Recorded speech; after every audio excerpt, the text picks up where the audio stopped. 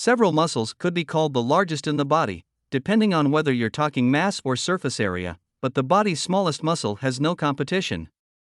Your skeletal muscles are attached to your bones by tendons, and they enable you to move around and maintain an upright posture.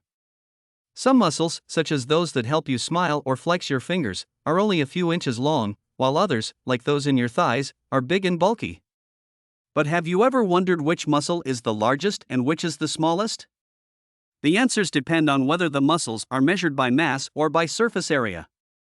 The gluteus maximus is the largest muscle in the body by mass, Davies, former president of the Anatomical Society in the UK, told Life Science by email. The best known of the glute muscles, the gluteus maximus runs diagonally from the top center of the pelvis to the femur, or thigh bone.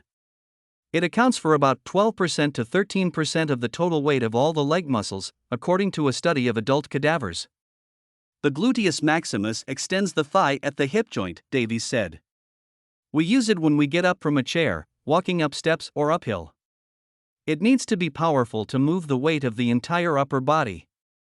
Of course, training in sports that require ample glute power, like sprinting, can increase the size of the gluteus maximus.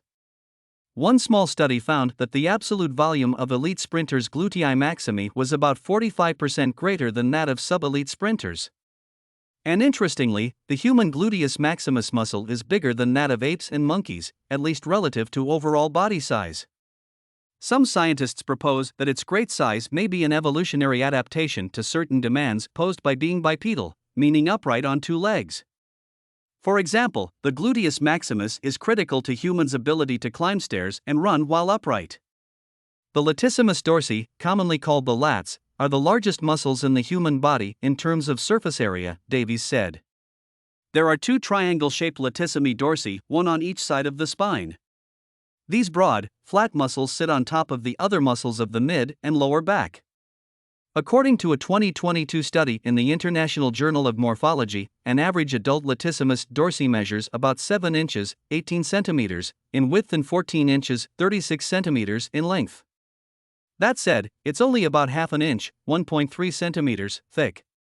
On the opposite side of the muscle size spectrum is the stapedius, a tiny muscle inside the ear. Measuring roughly 0.2 inch, 5 millimeters, in length, it is the smallest skeletal muscle in the human body.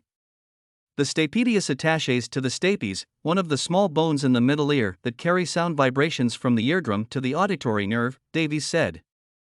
Contraction of the stapedius dampens the movement of the stapes, preventing nerve damage resulting from loud noise.